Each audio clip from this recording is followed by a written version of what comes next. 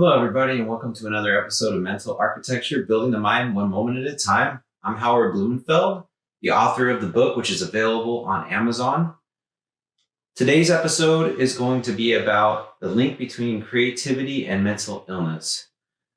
So there's definitely been a lot of rumors in the past about people who have mental illness and noticing that they have increased levels of creativity, whether it's famous poets, artists, musicians.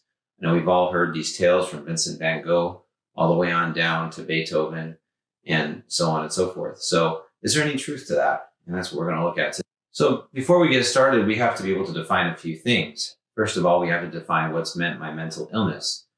And this is something I talked about in my other videos, which is there really isn't a clear definition. We do have the DSM, or the Diagnostic Statistical Manual, which is in its fifth official iteration, although it's been through sub-revisions, so maybe saying fifth is a little premature. But mental illness is not really anything that's easy to define, but we have to work within the confines of what we have.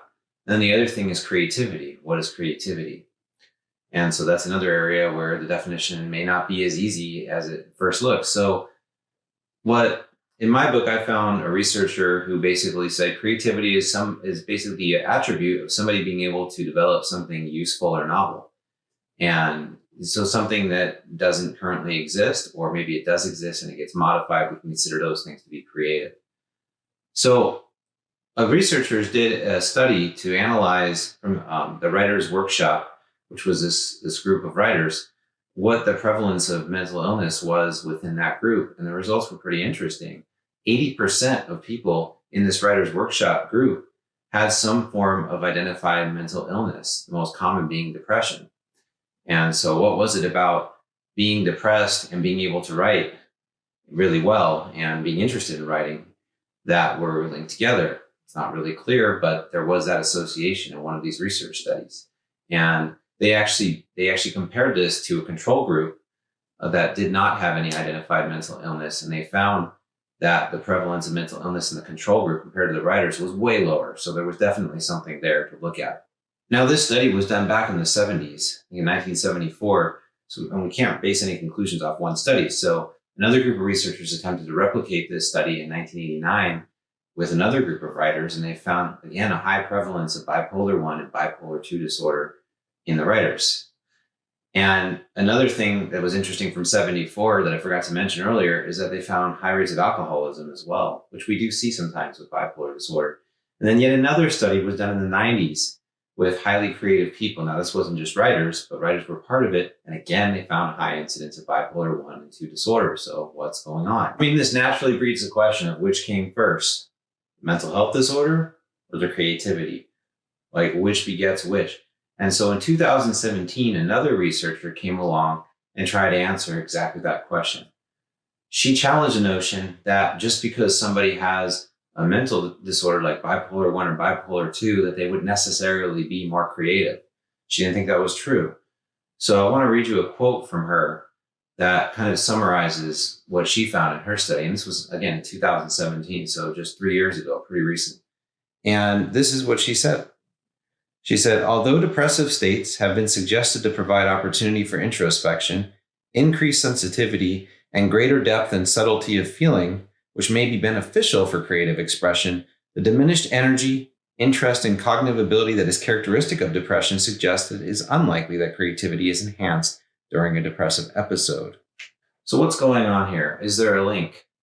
So it does appear that there is a link between mood disorders and creativity and creative expression, but it's kind of like on a spectrum. So people who experience moderate to mild levels of depression tend to experience an increased ability to be creative, and it could be from that subtlety or that depth of emotion that they experience during that time. However, when the depression becomes greater and starts to head in something more major and life disrupting, they didn't find that creativity increased, but creativity actually decreased, and people just stopped wanting to do anything altogether. And we've seen this anecdotally.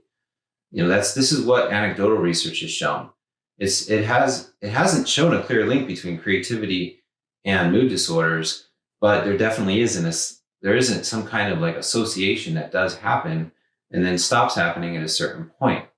And so we can't say exactly what that point is, but we know that the more severe the depressive symptoms, the less likely that individual is to be able to be creative during that time.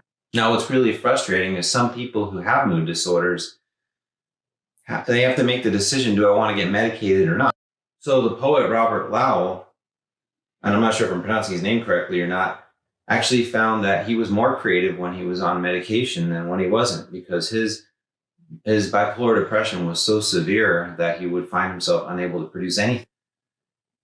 But if we kind of head in a different direction, what we start to see is that it may just be that we're looking in the wrong places. We're taking people who already have mood disorders and seeing that they're creative.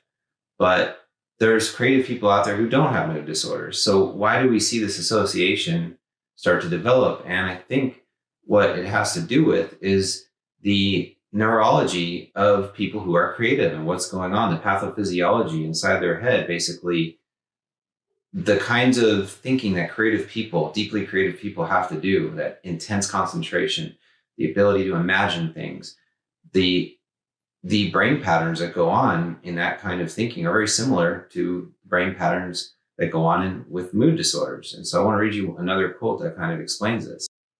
So this quote is also from Krista Taylor, and she said, "Given that creativity in the arts often requires a channeling and expression of intense emotions, artistic endeavors may lead to a dysregulation in mood, particularly when the mode of expression lacks a narrative, such as poetry.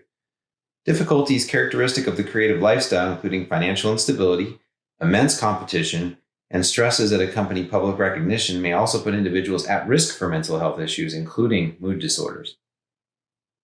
So I feel like we're kind of full circle. Being creative requires a lot of sacrifices to sleep, sacrifices to emotion, intense thinking, and the kind of cognition involved in being creative may actually contribute to that dysregulation in brain function that either predisposes you to a mental health condition such as bipolar disorder, or increases your chances of getting one, or flat out gives you one, sends you into a depression. Because with creativity, there's no guarantee in success. In fact, most creative endeavors do end up in failure, and you have to fail many times before you succeed. And that can be very frustrating compared to something more predictable. So I don't think we're going to answer the question of, do mood disorders cause you to be more creative, or does being creative cause you to have a mood disorder? I really don't know that we'll be able to answer that question. That is an interesting one to think about. And one of the things about my book is that it leaves you with more questions than answers sometimes. And this is one of those times. So maybe you could kind of explore creativity on your own and see if people who are intensely creative, maybe their journey of being that creative causes them to sacrifice their mental health. Or maybe people who have these mental health conditions, such as bipolar disorder, their brain chemistry works in such a way such that it makes it easier for them to be creative and express themselves creativity. I don't think that we'll ever really know the answer to that question. And I think maybe both answers could be true. Thank you for joining me for Mental Architecture this week. Next week, we're going to closely look at the idea of intelligence, what it means to be smart, and just how relative that term is. It gets tossed around a lot. Like, you have intelligence tests, IQ. What exactly does all that mean?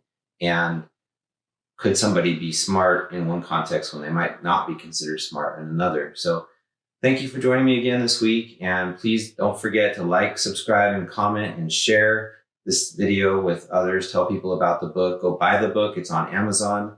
And I look forward to seeing everybody next time. Thank you. Have a great day.